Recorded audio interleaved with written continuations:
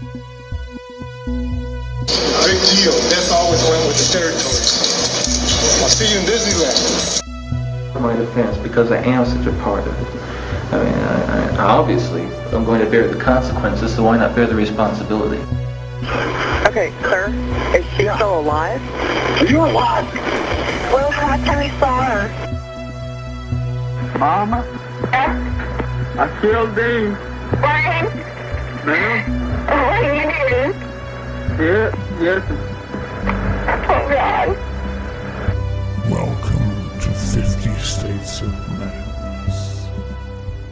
Welcome to 50 States of Madness. Hi, everybody. Welcome back. I know. We're back. I'm so glad that you guys stuck around and are joining us We for hope this you guys episode. stuck around.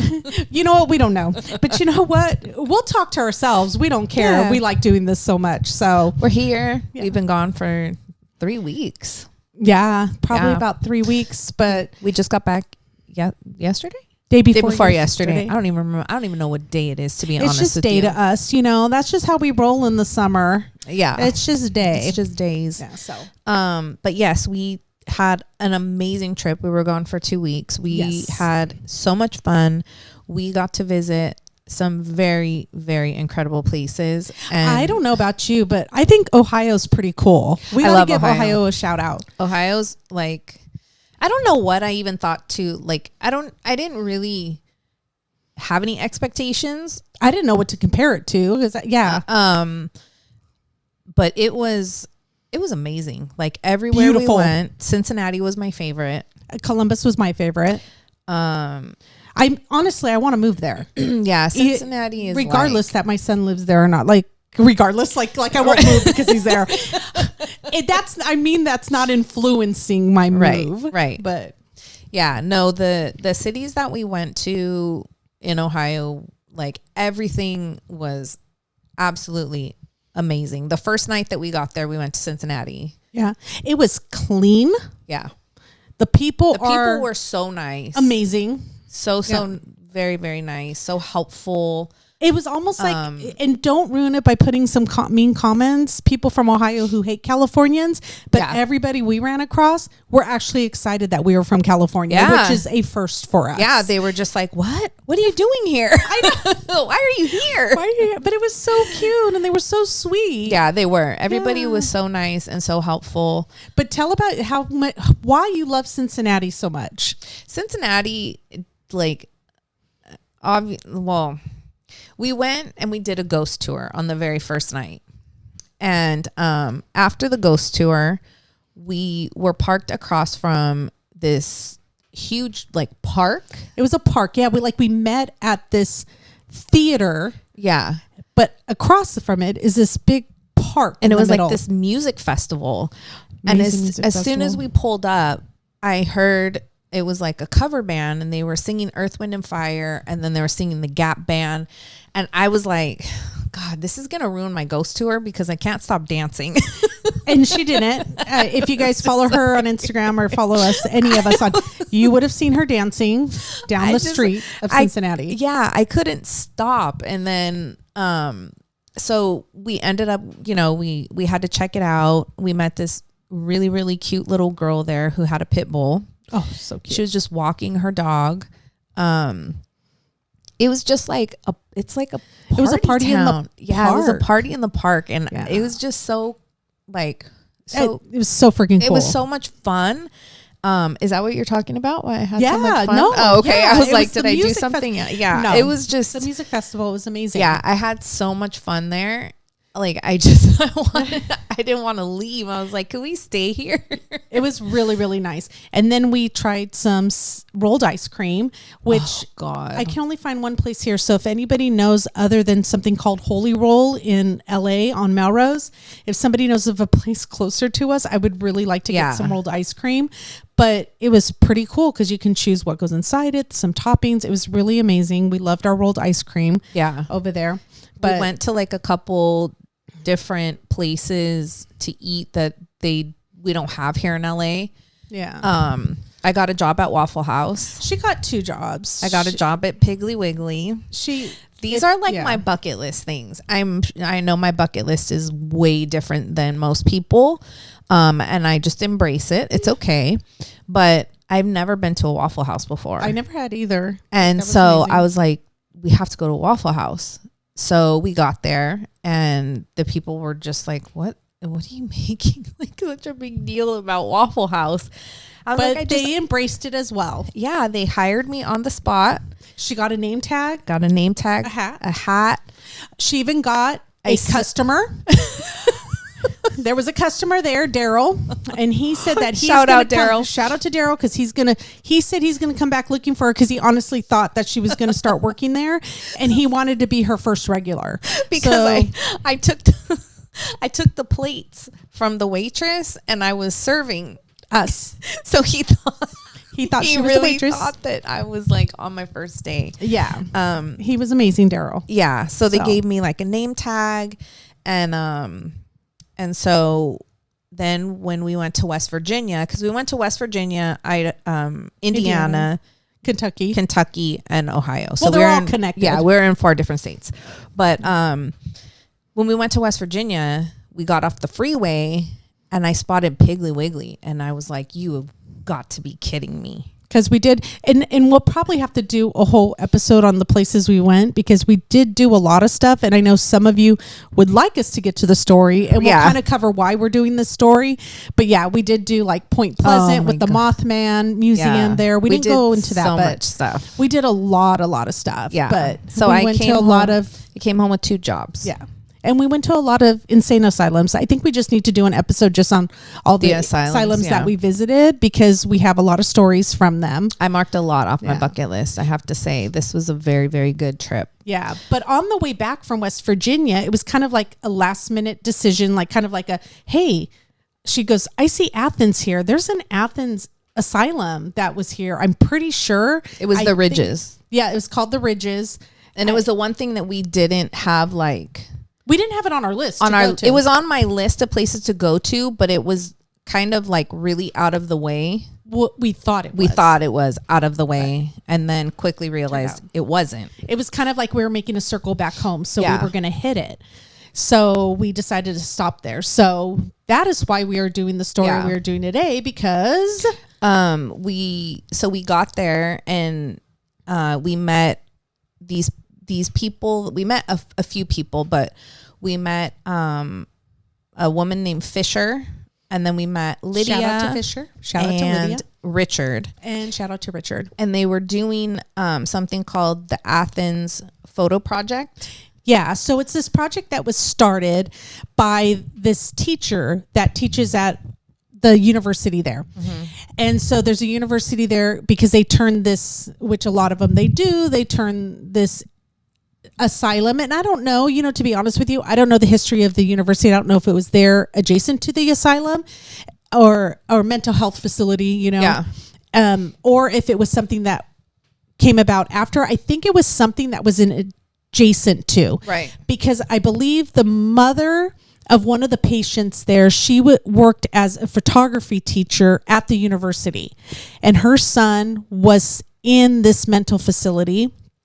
And it was a facility that helped people with special needs as well. Yeah. So her son was attending it at the time that they closed it in the 80s. And so when the facility was closed, what happened to these people is they just released them back out into the community. So a lot of people in the city of Athens decided they were going to start these nonprofit organizations to help these people because they had nowhere to go. And so the mom who taught at the university, she started taking her son to classes with her, and she realized that it was helping him emotionally, mentally, it was helping with his behaviors. So she realized that this was helping doing the photography. So she started what would be known as the Athens Photo Project. Yeah. And they would go around taking pictures. Well, it just so happened when we were there, they were actually taking photographs of the previous asylum there that is halfway abandoned. Like the front part of it became like a museum for the university, but there's portions of this facility that are actually emptied and abandoned. And so we caught them when they were taking pictures of it. So when we started talking to them, she mentioned the case of Billy Milligan because he was once a patient at this facility. Right. Yeah. And then she told us about the documentary, The 24 Faces of Billy Milligan. It's on Netflix if you'd like to see it. It was from 2021. So I had never seen it before. It's a very, very complicated story and documentary. It goes into like really, really in depth about his life. We learned that the movie Split was based off based off him, Billy Milligan. If you haven't seen that movie Split, that's a newer-ish movie. Yeah. So we decided that we were going to do a whole episode on him because he is a very, very interesting man. His life is very, very sad. I'd be interested in what people think too. So after our episode, if you'd like to go check it out, if you haven't seen it, or if please check this documentary out. It's four episodes. They're a little over an hour each. Yeah. But it goes a lot. We're not going to go super, super in depth. So please watch it. But it's, I'm very curious about what people feel about this multiple personality disorder. Or they call it DID, dissociative disorder. Yeah. But I'm really curious. I don't know if I said that correctly, but that's okay. Look it up. I'm really curious to hear from people their thoughts on this, because initially they thought that he only had 10 other personalities, and then it came out that there was actually 24 total. 14 more they found during his therapy sessions after he was incarcerated. Yeah. So this guy's been moved around multiple times, but was in the Athens State Hospital for a while. And a lot of his crimes were committed in the areas we were at, because it was at Ohio State University in Columbus. He grew up outside of Columbus, Ohio. So, but I'll get more into that. Yeah. But I just want to cover too, since we're talking about where we stopped at this asylum. So we went there and we saw them, and I asked questions like, hey, why are you guys taking pictures of this place? Can we go inside? Type questions like that. They're like, no, but we're taking it. That's how we learned about why they were taking it.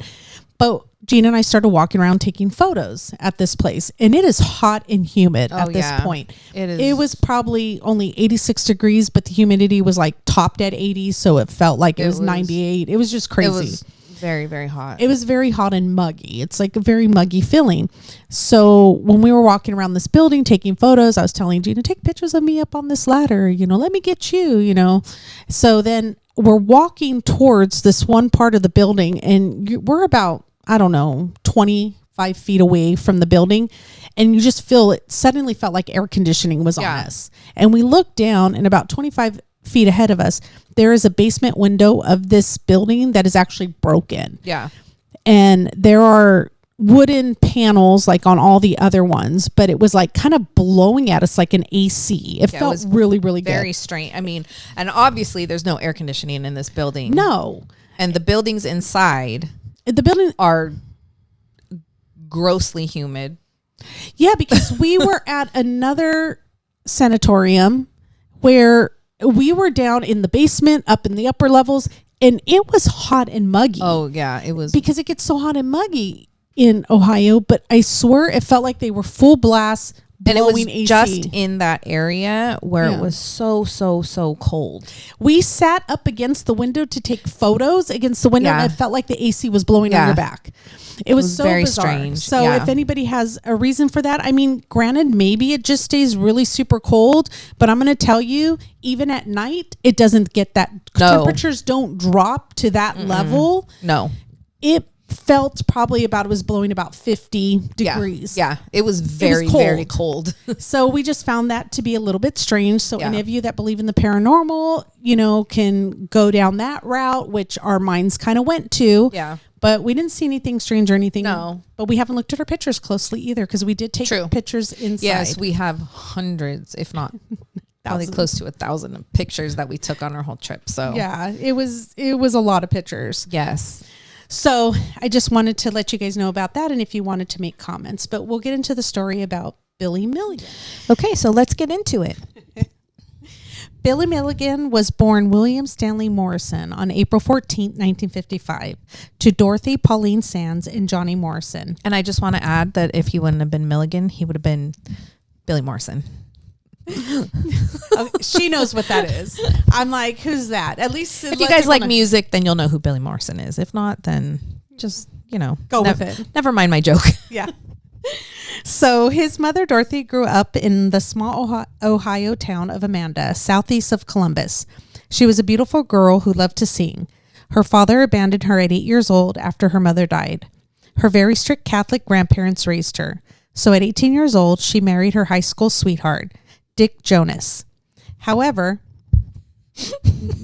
I know another relation, is it the Jonas Brothers? There's a musician theme going on right here. Uncle Dick. I know. So, however, that marriage did not last long because he was a heavy drinker. After the divorce, she started singing at nightclubs. She eventually moved down to Miami. There she met Johnny Morrison, who was a comedian and musician who she had an affair with.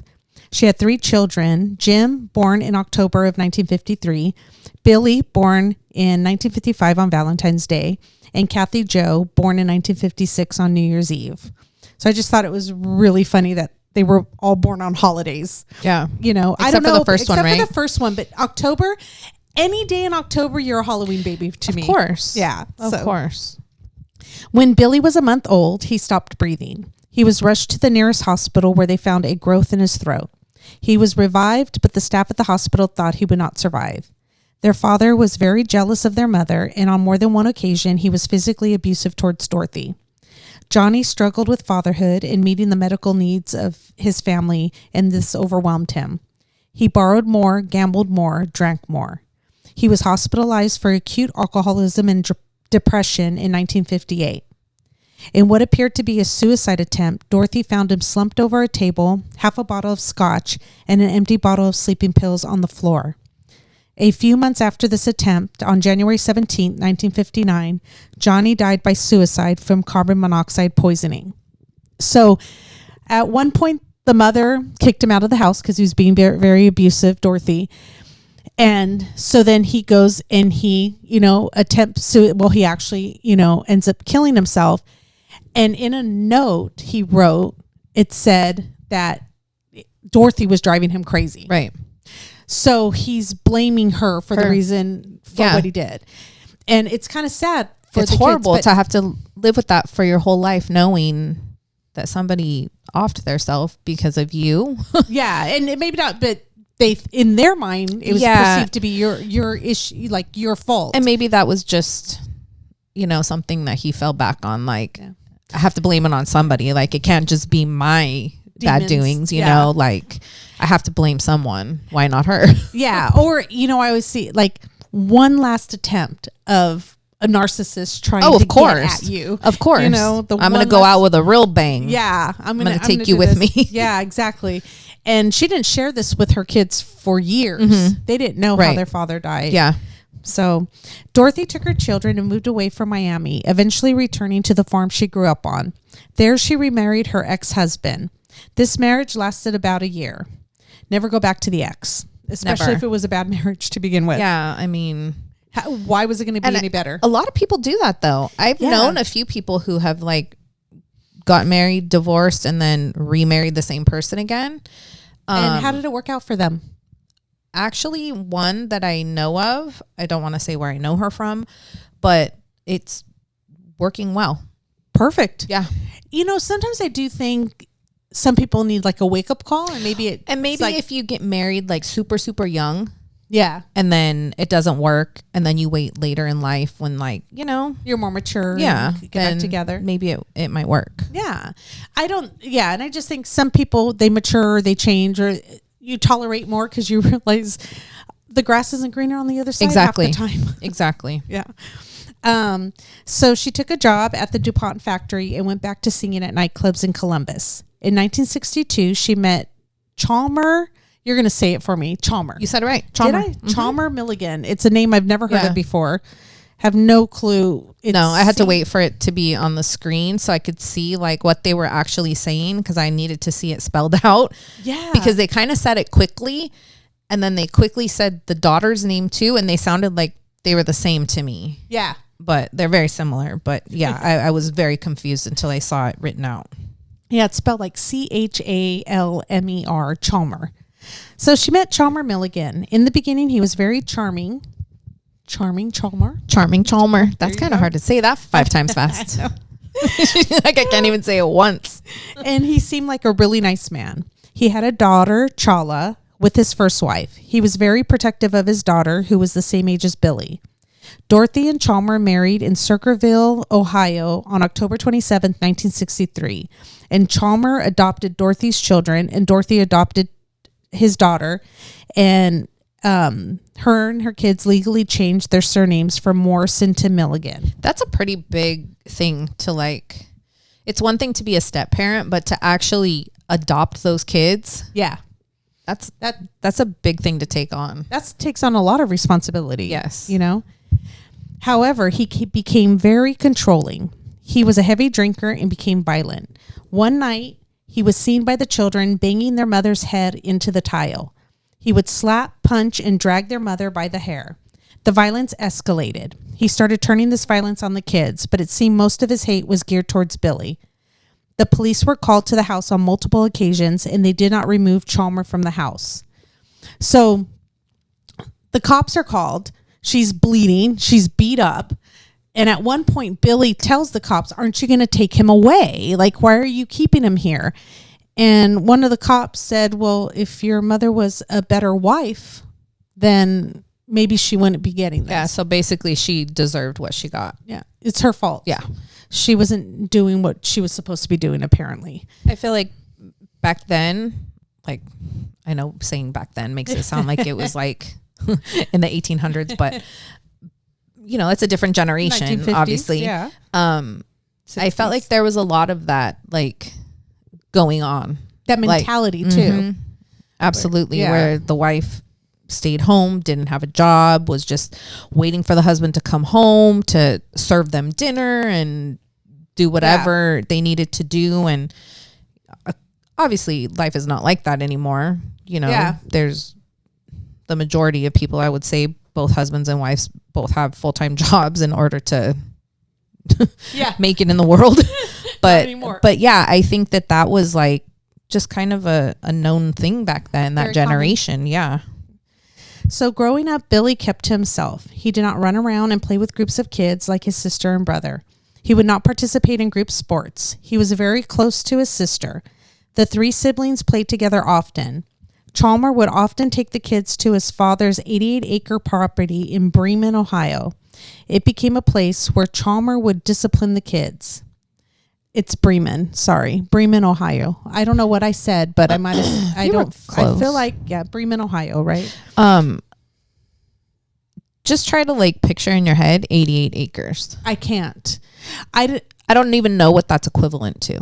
I don't even know what that looks Somebody like. knows, please put it in the comments, because I'm too lazy to do the math. But yeah, I'm trying to figure out like is it considered miles, or like if we go from here, I would like a description like from here to the Starbucks near my house. You know what I mean? Yeah. That's 88 acres. I think it's bigger than that though. of course, it has to be. Yeah, it sounds huge. It seems like it would just go forever. Yeah, I don't know how big 88 acres is, because sometimes I'll see these big plots of land for sale and they'll say like 0.34 acres. Yeah, and you're like, oh my God, that goes forever. Yeah, like, I probably have 0.001 acre right? property here. Yeah, I mean, because the property that my house sits on is pretty big. Like my front yard is big. That's probably a fourth of an acre. Yeah, maybe not even. You know what I mean? That's what I'm thinking. Like, yeah, I don't know. Yeah, but I mean, that explains why he would take them there.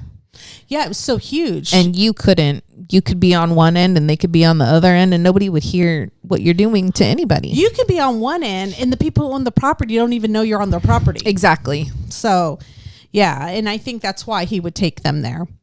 He would take Billy to the farm and abuse him. He would tie Billy's hands behind his back and hit him. He also essayed him. Even at one point, he was forced to dig a grave and lay in the grave. He also would put a pipe in his mouth for him to breathe. I don't know if he would. I think he would cover it up with something. Yeah. I'm not necessarily dirt, but I think he would cover it with something. Yeah. And put a pipe for him to breathe. Yeah. So And then he would urinate into that pipe it's also. Yeah, that's a different level. Like, I guess if you were to make levels of abuse. Yeah, I was that going to is say like- there's no good level, but this but is a different level of like, that's, yeah, this it's like essay- torture. Yeah, That's torture. Exactly. Billy would talk about killing Chalmer with his sister. He would tell her that he was going to stab him while he slept. They would wake up the next morning and Billy would deny even having that conversation with his sister. She was surprised because the knife would be under Billy's pillow. Billy became very suicidal. This was when his other personalities would put him to sleep. And you'll learn later on this is what, they're going to diagnose him with multiple personalities. And they're saying that it probably came on at a very young age, even before Chalmers started abusing him, is the claim, because there was just a lot of trauma in his life. Right. Like, his mother was abused by multiple men before Yes. it even got to Chalmers. And then with Chalmers and And then his abuse dad there- also, Yeah. obviously, was not mentally stable. Yeah. So that was already genetically in him, I think, the mental, Yeah. the mental illness.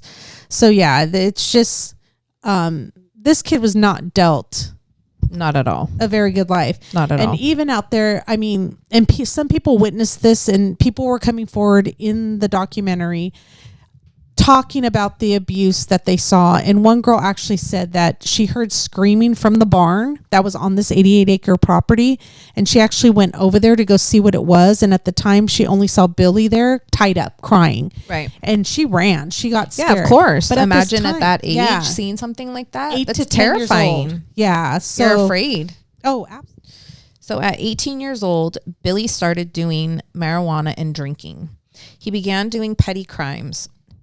However, Billy claims he did not remember doing any of these crimes.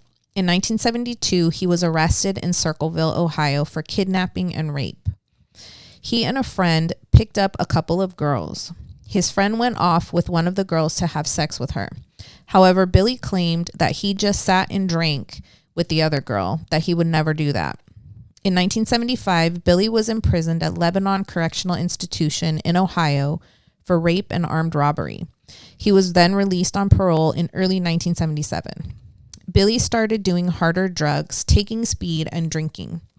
In October 1977, Billy was arrested for raping 4 women on the Ohio State University campus. He was known as the campus rapist. He was identified by one of his victims from existing police mugshots of sex offenders and from fingerprints lifted from another victim's car. Since he used a gun during the crime and guns were found in the search of his residence, he had violated his parole as well. He was indicted on 3 counts of kidnapping, 3 counts of aggravated robbery, and 4 counts of rape. He was placed in the Ohio State Penitentiary pending trial. That's also somewhere that we were able to visit while we were in Ohio. So Yeah, the Ohio Reformatory. yeah, we were able to take a tour of that. So That's we'll pretty cool. probably do another, like a full episode on that place too, because that was really, really interesting. So in the course of preparing his defense, he underwent a psychological examination by Dr. Willis C. Driscoll, who diagnosed Billy with schizophrenia. He was then examined by psychologist Dorothy Turner of Southwest Community Mental Health Center in Columbus, Ohio. During this examination, Turner concluded that Billy had dissociative identity disorder. His public defender, Gary Schweikart, and Judy Stevenson pleaded an insanity defense, and he was committed, quote, until such time as he regains sanity. He was the first person diagnosed with dissociative identity disorder to raise such a defense, and the first acquitted of a major crime for this reason, instead spending a decade in psychiatric hospitals. Billy was sent to a series of state-run psychiatric hospitals such as Athens State Hospital, where by his report he received very little help. And we've said, before that we're not real sure how much quote unquote help they were getting in these facilities. They were like just warehousing them there. Just it was like a keeping them holding there. Yeah. tank, I think, for them. I don't think it was, I mean, we've heard of like a lot of the abuse that went on in these places. I also think it was just, they weren't educated on how to treat these people, and it was just like a place to hold them so they were off of the streets. They weren't hurting people. I think Athens was one of the better treatment centers because there was another one. I mean, he was moved around a lot, and one of them was Lima. There was a lot of places he was moved to, and a lot of these places were more like just warehousing them and not really trying to treat them.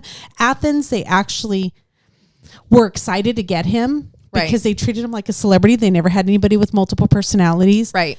And he manipulated them into giving them a lot of freedom. So he actually would go out into the community at Athens. He kind of had his own, you know, like he could come and go as he pleased. Yeah. And I feel like at some point then he started to take advantage of that. He did. And expected it. Yes. He wanted that freedom. And during that time, he actually was able to meet a woman. He got married, even though she left him after 51 days. Right. They got married. But he still had that freedom to But he go had that out freedom. and do what he wanted while Getting he was married. out. And nobody was watching him at this time. He would they just got used to him leaving, and he would come back on his own. And they just got used to that. And also during this time, there was a doctor who was trying to write a book on him. Yes. So he was interviewing him all the time, and he encouraged him to start drawing and doing pictures and making these paintings. And he was going out selling and making money, making like $1,000 a day. I think they said my goodness. Like he was, you know, somebody had asked him, I think it was his sister. He's like, I'm doing good. Like I just made $1,000 today selling, you know, some of my paintings, and they were very, very good paintings. Yes. And he'd have them in art shows in Athens. Athens would have these art fairs, and he would go and display them at these art fairs and sell them. And so at one point, the government was like saying, like the governor of Ohio and the other, like, you know, legislative, like people in, you know, in Washington, D.C. were saying, wait a second, this isn't right that he's making money, and yet these people were victims of his. Yep. And so they actually were trying to change a law saying, hey, any money you make while you're incarcerated goes to the government. And they wanted to take it away from him for the books, you know, the books sell money from the book sales and from his paintings. But because he was doing it prior to it passing, they couldn't They couldn't stop him from getting his money. But I think now they do. Like it goes to like families and things we like just that. looked up. Shannon and I looked up while we were on vacation. What one of his paintings goes for now. It was a collection. It was like a collection of 4 paintings. What they were putting it up for sale for. Go ahead. It was crazy. $95,000. So if you have $95,000 and you would really want just Billy laying Milligan's, around painting, it is for sale on eBay right now. These paintings. So, I mean, obviously, I think, well, this documentary was made in 2021. So I guess maybe since this documentary has come out, they've maybe raised the price a little bit. But at the same time, you know, $95,000. Well, back in the 70s, $1,000 in the day from an art sale. Like that's incredible money. That's incredible money. I mean, it's surprising. I mean, it's not surprising then that he went on and you'll see, but at one point he owned a farm. He had a girlfriend. He did a lot. He supported himself. Yeah. He was able to support himself. Yeah. So while he was in these hospitals, Billy reported having 10 different personalities. These 10 were the only ones known to psychologists. Later on, an additional 14 personalities labeled the undesirables were claimed. Among the first 10 were Arthur, a prim and proper Englishman who was an expert in science, medicine, and hematology. Alan, a manipulator. Tommy, an escape artist and a technophile.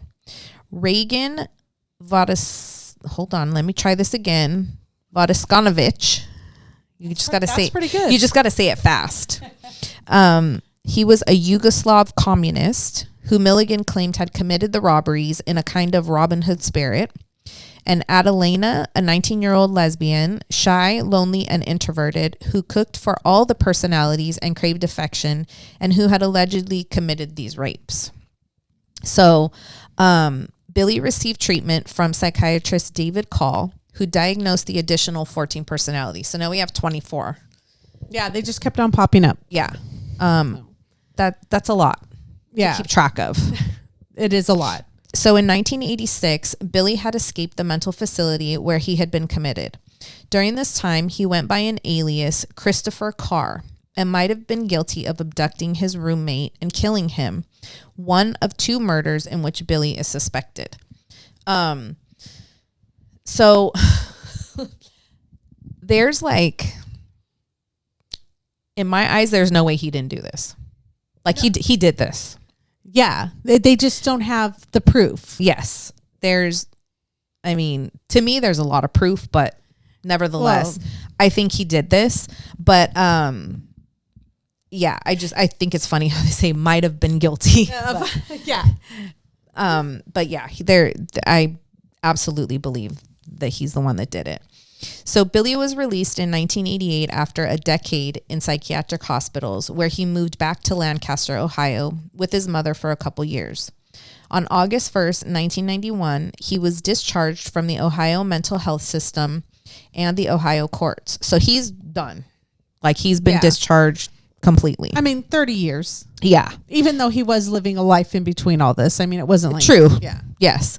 In 1996, he lived in California, where he owned Stormy Life Productions and was going to make a short film, which apparently was never made. His location thereafter remained for a long time unknown. His former acquaintances had lost contact with him. According to his sister, he had been living on her property in Ohio when he was diagnosed with cancer in 2012 and lived with her for the remainder of his life. Billy died of cancer at a nursing home in Columbus, Ohio on December 12th, 2014 at 59 years old, which is a blessing. That's really young. Shannon and I have said, we obviously think that this is a blessing in disguise. 59 is very young to die, but at the same time, like you said before, this guy was not dealt a good hand.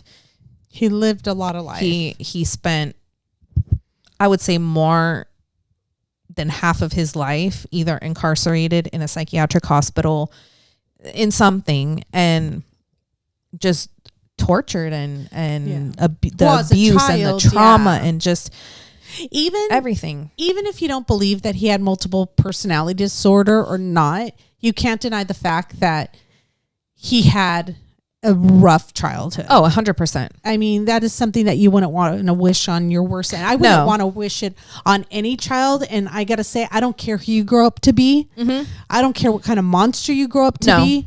Nobody deserves that. Because you're a child to begin with. You got to remember, these people who do these things, they were once somebody's baby, and they were innocent. They didn't ask to be brought into this world. And so when they're dealt a hand like that, and then they grow up to be these monsters, and then we question what happened. You got to look at the abuse they went through. Yeah. Not that I feel sorry for murderers, and you know what I mean. I feel like you can't always blame your childhood. You can overcome. A lot of people do, and they don't become murderers. I'm not saying that, but no child deserves that. No, not torture. At all. And to have to go through something like that. Because at that time, he's not this man. He's a child. He's a child. Yeah. And try to wrap your head around that. As a child, think back to when you were a kid, and, just that instance where he's in this barn and he's tied up. That little girl probably needed therapy for the rest of her life just to get through that. She's still on the thing. It looks like she's about ready to go into tears. So imagine what he's feeling. He's the one tied up. He's the one who went through it. That messes your life up. Yeah. And with these personalities, because of that, they're saying that these personalities protected him. And he was asleep for 5 years. They said it's one of the longest, if you believe in this multiple personalities, because some psychiatrists do, some don't. But if you do really believe in these multiple personalities, these personalities were shielding him. For 5 years, Billy didn't even come out. Right. So when the doctors were actually talking to him and interviewing him, he finally, like at one point they're like, we want to talk to Billy, because they were talking to Arthur, Reagan, which stands for Rage Again. Yeah. That's where the name Reagan came from, because this was a very angry personality. And so when they finally were asking the personality, let us talk to Billy, we want to talk to Billy. I wonder if that's like your brain's natural defense mechanism. Just to shield, maybe not even develop personalities, but it is like sometimes you forget to childhood trauma because it just goes into you the back. just like shut down. Yeah, but in this case they split off. Yeah, so you're still kind of functioning outside and you're creating these different personalities. Yeah, but when he finally woke up, he didn't even know where he was. No. Like the way he responds, he's like, where am I? What is going on here? I don't even know who's sitting around me. So and you can see him like going in and out of these personalities. Like, and that's another thing that I really enjoyed about the documentary. I think it was done very well, but there was a lot of actual footage of him, not like a recreation. It was actual footage that you got to see of him being interviewed and talked to in like therapy sessions and stuff by psychologists, psychiatrists, different doctors, the gentleman that was trying to write the book about him, and which I feel was a cash grab for sure.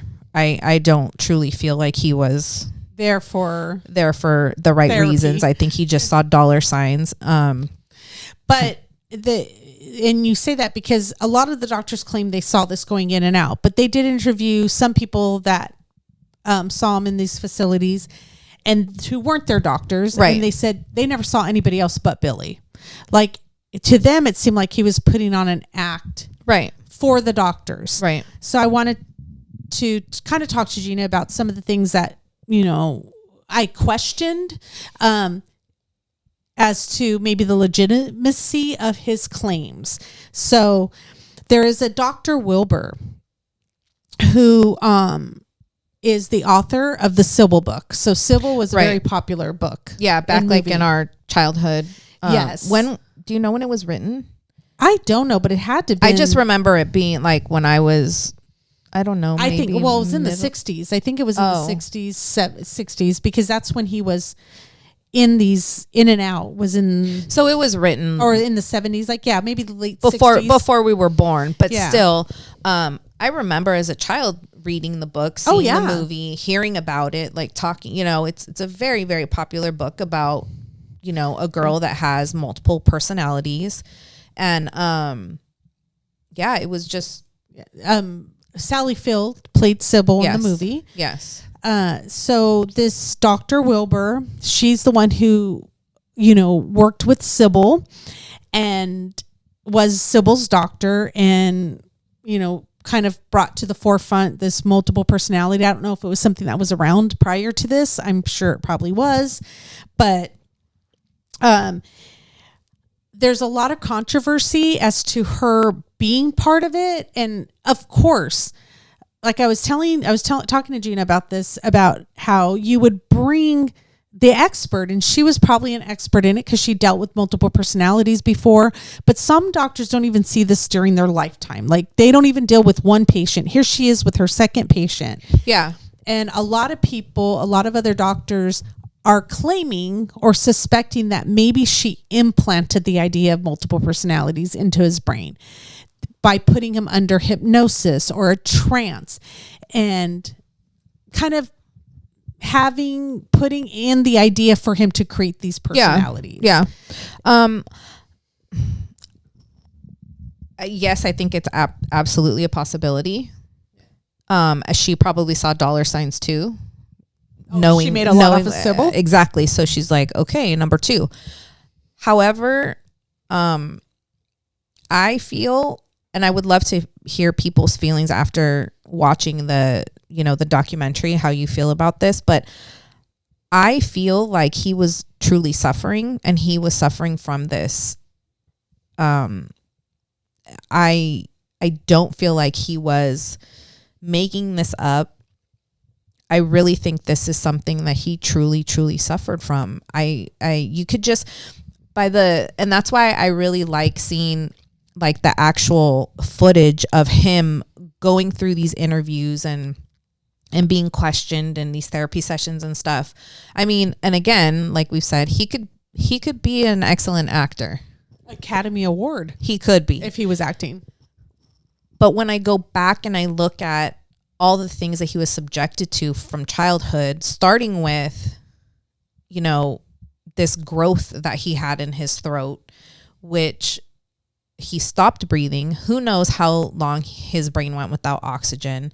When he was taken to the hospital, the nurses were like, he's gone.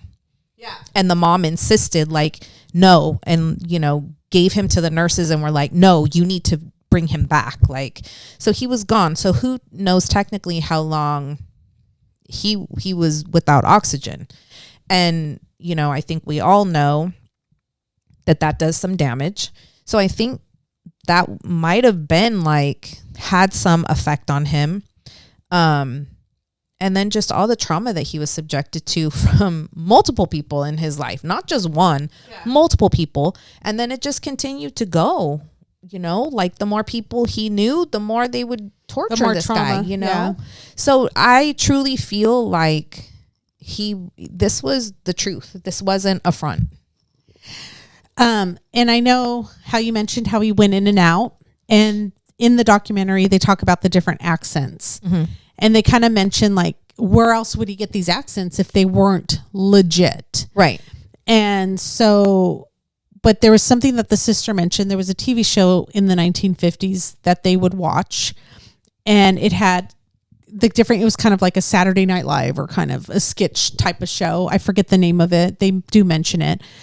But it has different people with different characters, and they go in and out of these accents as well. They have, you know, a gentleman from Yugoslavia with an accent, and there was another one, an Englishman, and they show them on the TV. So do you think maybe he picked up his personalities, you know, from these characters, and he was a really good actor?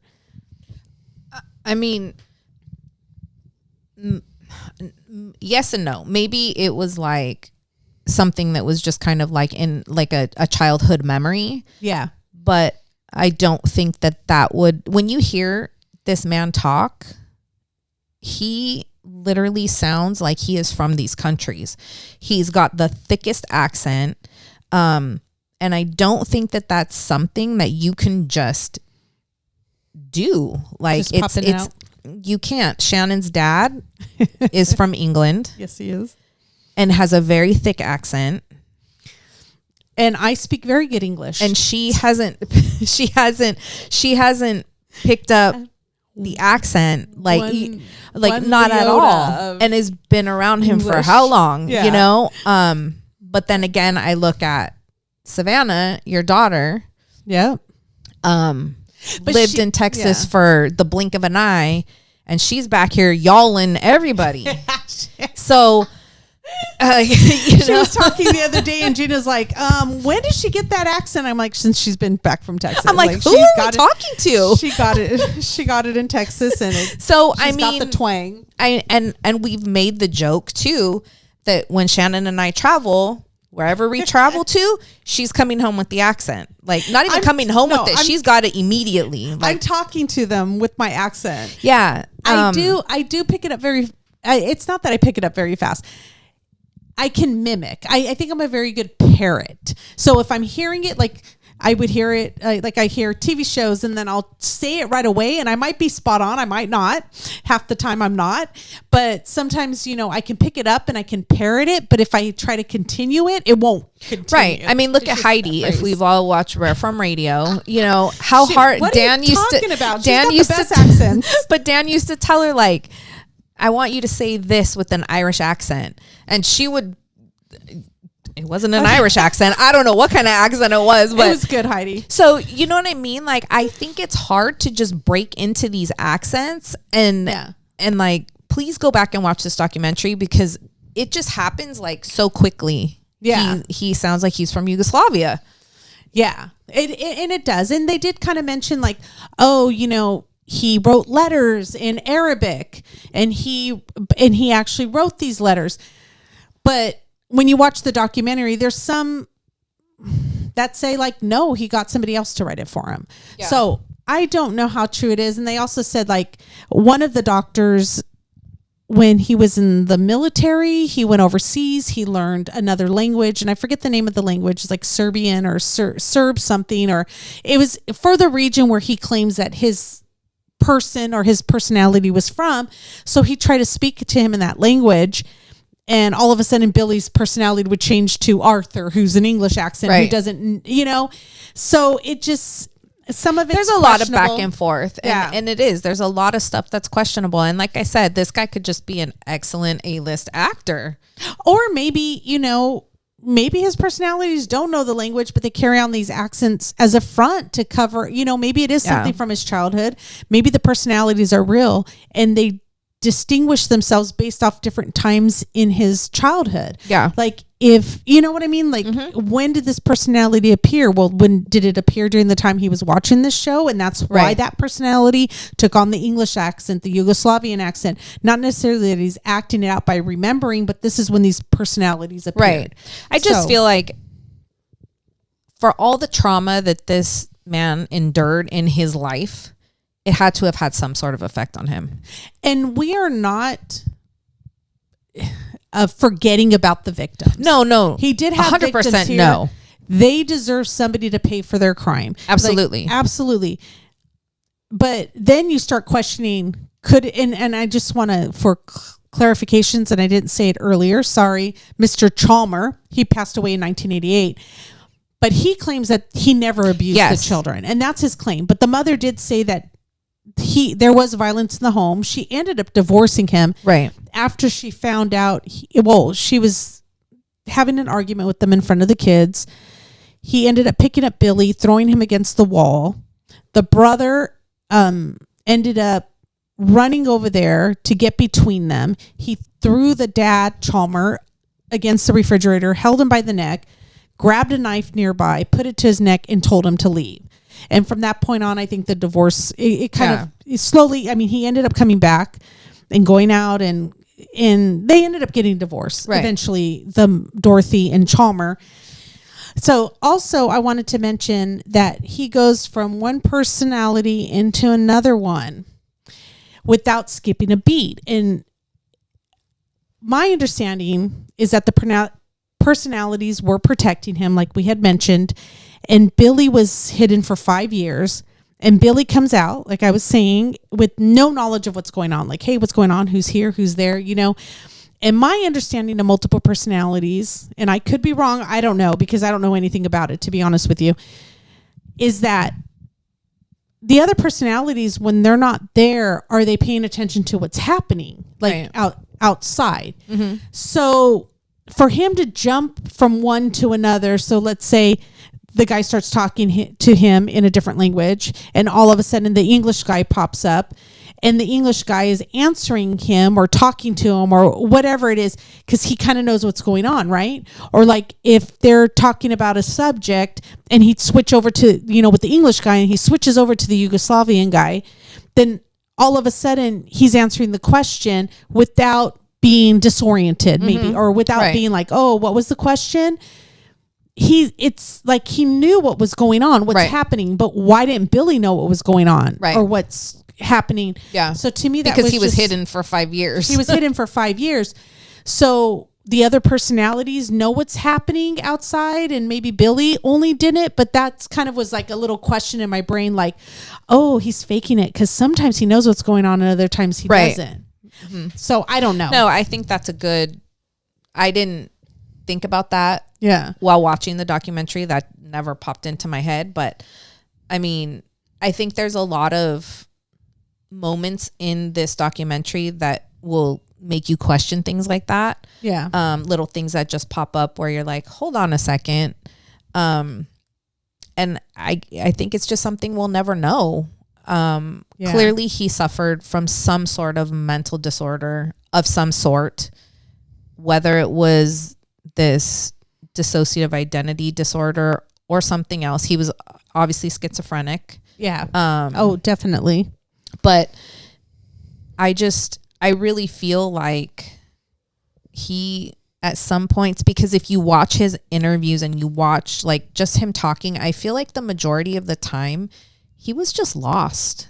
He didn't look like he was lucid at any time. Like, and there's a lot of stuff in that documentary, a lot of videos and stuff that they show of him talking and losing train of thought.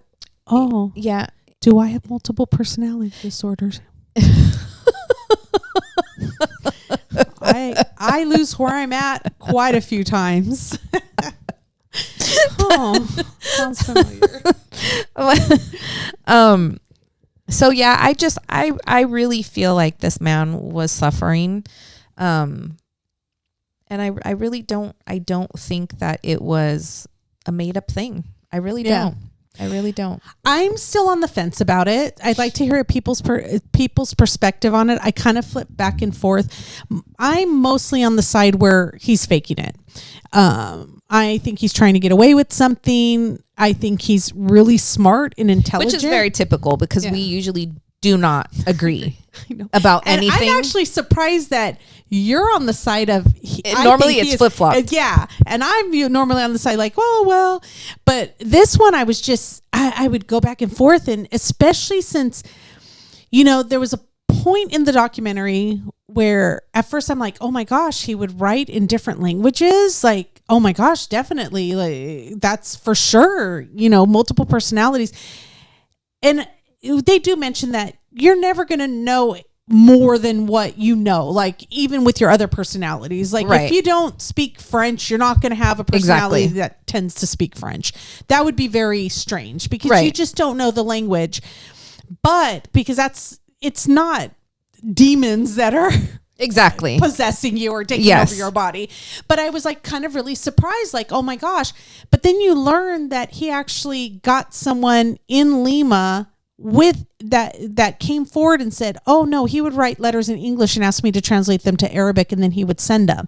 So to me, that's a man who's manipulating the system. 100%. Smart. He was very manipulative because we did talk about when he was in Athens State Hospital that, he had free reign, and then he just became expecting of it and like, what do you mean? And kind of copped an attitude if he didn't get his way or something didn't go right. I'm wondering too, and this is just a thought, that maybe he did have the 10 personalities, but he saw how far it was getting him, like, and said, let me add 14 more. Yeah, well, the other personalities, I mean, let me make this a lot of fun. They're not stupid. Let me outdo you, Sybil. I know.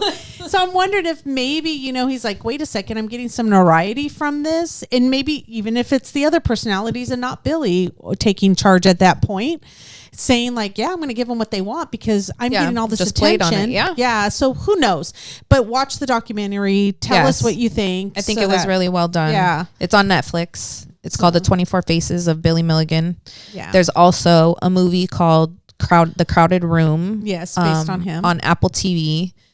And like we mentioned, I think Split, the movie Split was loosely based on him too. So it's really interesting. And I would just love to know everybody's thoughts about this and obviously I think this is a case that many of us will not agree on with just Shannon and I having totally different viewpoints. But I'm just curious to see how people, how they view this and what their thoughts are.